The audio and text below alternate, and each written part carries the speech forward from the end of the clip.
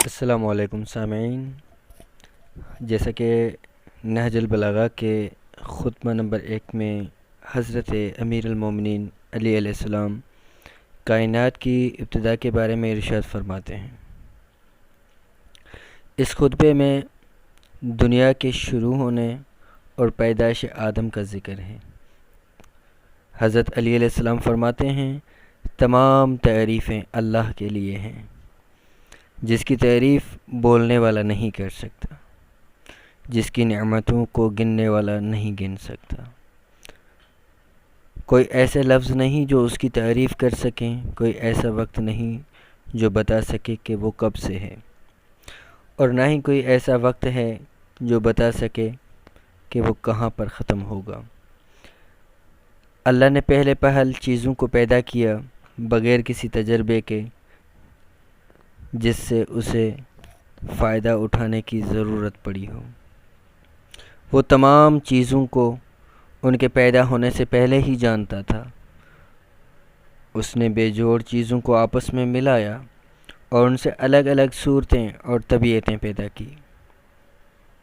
آسمان کی خلقت کے بارے میں امیر المومنین فرماتے ہیں، اللہ نے ایسے پانی کو پیدا کیا جس کی موجیں طوفانی تھیں،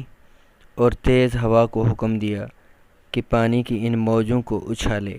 اور انہیں یوں پھینٹ دے جیسے دہی کو پھینٹا جاتا ہے۔ ہوا تیزی کے ساتھ چلی اور موجوں کو ایک دوسرے کے اوپر پلٹانے لگی، جس سے پانی کی طوفانی موجیں جھاگ دینے لگی۔ اللہ نے اس جھاگ کو اوپر اٹھا کر اس سے 7 آسمان پیدا کیے، انہیں چمکتے ہوئے روشن ستاروں سے سجایا اور جگمگاتے ہوئے چاند سے اسے اور خوبصورت بنایا۔ فرشتوں کے بارے میں امیر المومنین فرماتے ہیں، پھر اللہ نے آسمان کو فرشتوں سے بھر دیا، جن میں سے کچھ ہمیشہ سجدے میں رہتے ہیں اور کچھ رکوع میں، اور کچھ صفے باندھے ہوئے اس کی پاکیزگی اور تعریف بیان کرتے رہتے ہیں، اور انہیں نہ نیند آتی ہے اور نہ وہ تھکتے ہیں نہ وہ اکتاتے ہیں۔ حضرت آدم اور شیطان کا قصہ بیان کرتے ہوئے یوں حضرت امیر المومنین علی علیہ السلام ارشاد فرماتے ہیں، اللہ نے آدم کو سخت، نرم، میٹھی اور کھاری مٹی سے بنایا، ایک خاص وقت تک اسے یوں ہی رہنے دیا، پھر اس میں روح پھونکی تو وہ انسان بن کر کھڑے ہو گیا، جو حق اور باطل میں تمیز کر سکتا ہے، ہر طرح کے ذائقوں، رنگوں اور چیزوں کو پہچان سکتا ہے۔ پھر اللہ نے چاہا کہ فرشتے اس کے سامنے سجدہ کریں، ابلیس کے سوا سب نے سجدہ کیا، لیکن ابلیس نے آگ سے پیدا ہونے کی وجہ سے خود کو بہتر سمجھا اور مٹی کے مخلوق کو حقیر سمجھا۔ اللہ نے اسے مہلت دے دی تاکہ وہ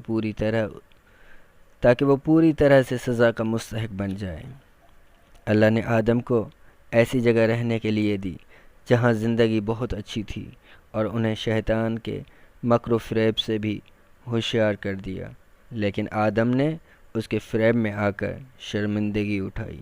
اپنی آسائش اور آرام کو مصیبت اور پریشانی میں بدل لیا۔ اللہ نے ان کی توبہ تو قبول کر لی، اپنے سکھائے ہوئے رحمت کے کلمات کے ذریعے، پھر انہیں زمین پر اتارا اور ان کی اولاد میں سے نبیوں کو چنا اور انہیں اپنی تبلیغ کا کام سونپا، تاکہ وہ لوگوں کو قدرت کی نعمتیں یاد دلائیں اور اس کی نشانیاں دکھائیں۔ اللہ نے اپنی مخلوق کو بھی اپنے پیغمبر، آسمانی کتاب اور ہدایت کے بغیر نہیں چھوڑا، یہاں تک کہ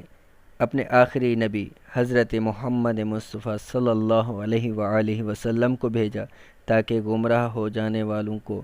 راہ پر، ہدایت پر چلائیں اور انہیں جہالت سے نجات دلائیں۔ جب اللہ نے آپ کو دنیا سے باعزت اٹھا لیا تو رسول اکرم صلی اللہ علیہ وآلہ وسلم تم میں اس طرح کی چیزیں چھوڑ کر گئے جو اگلے نبی اپنی امتوں میں چھوڑتے آئے تھے، کیونکہ رسول اکرم صلی اللہ علیہ وآلہ وسلم اور نبی امت کو ہدایت اور کھلی ہوئی نشانیوں کے بغیر نہیں چھوڑتے۔ رسول خدا صلی اللہ علیہ وآلہ وسلم نے اللہ کی کتاب تم میں چھوڑ دی، جس کی گتھیوں کو انہوں نے سلجھا دیا تھا، سب کچھ کھول کر بیان کر دیا تھا۔ اور حج کے بارے میں امیر المومنین فرماتے ہیں، اللہ نے حج کو اپنی عظمت کے سامنے بندوں کی عاجزی اور اپنی عزت کو بلند کرنے کا نشان بنایا ہے۔ اللہ نے قرآن پاک میں ارشاد فرمایا کہ بندوں پر اللہ کا حق ہے کہ وہ خانہ کعبہ کا حج کریں، اور اگر وہ اس کے لیے خرچ رکھتے ہوں تو جو جان بوجھ کر انکار کرتا ہے تو وہ جان لے کہ اللہ تمام جہان سے بے نیاز ہے۔